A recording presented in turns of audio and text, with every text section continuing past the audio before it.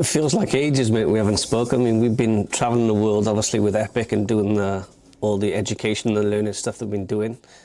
And my first time back in the office in a few months, mate, it's good to see you. I know I always catch up with you on Teams. Just, how are you, mate? How's everything? How have you been?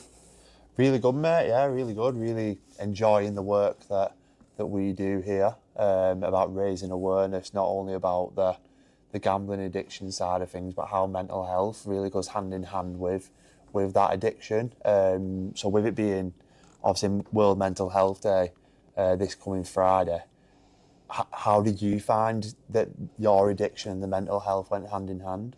Yeah, great point. I mean, 1 in 4 people in the UK will experience mental health at any given time.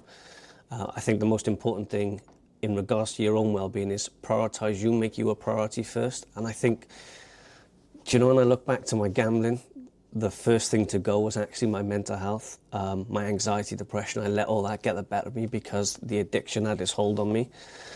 I think the work that we're doing now, more importantly, is the opposite, it's the reverse effect.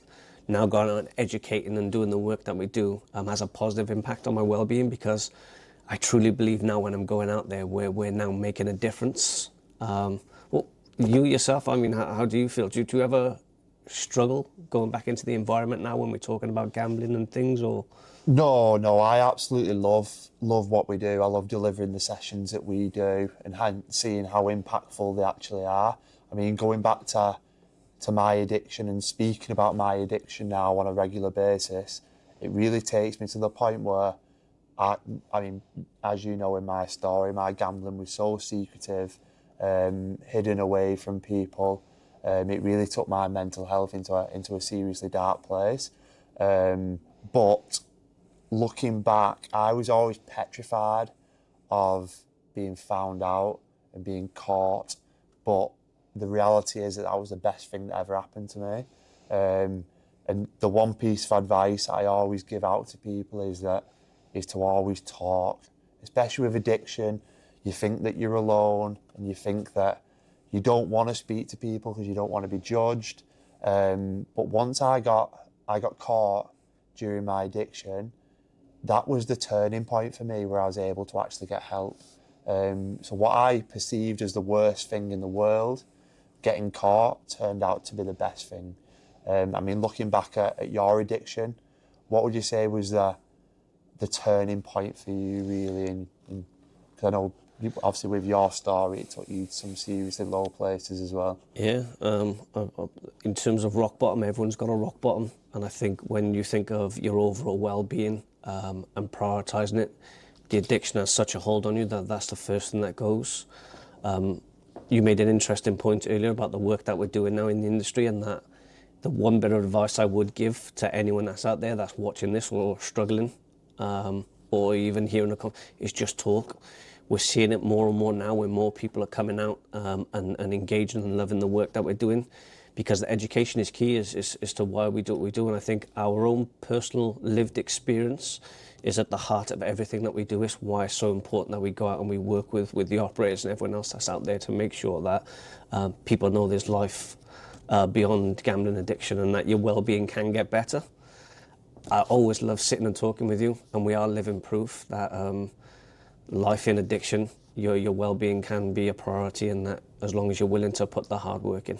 That's exactly it. And taking it back onto my story, I was, as I mentioned, I was petrified of being caught. I didn't have the bravery to come out and speak to people about what I was actually going through, because I was petrified of what they might think. I didn't want people to know that I was a compulsive gambler.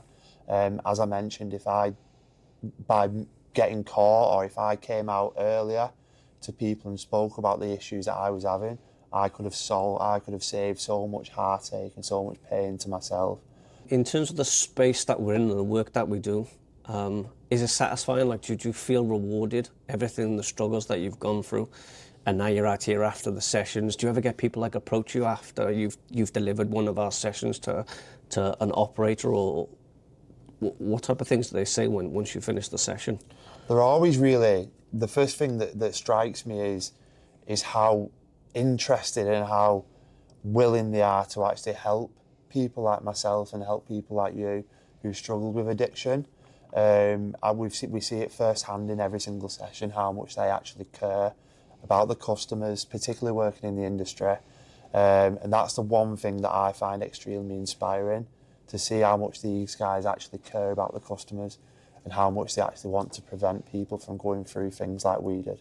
Yeah, as you make an interesting point, it's because the work that we do is so impactful, and I feel like a lot more people need to hear and go through some of the things that we do as a company, because we're not only just raising awareness, we're saving people's lives, we're educating people right the way through, from gambling operators through to the sporting networks that we do as well. We're all over the world. And I guess the power of sharing our story and the struggles that we went through, I always say it is our stories today.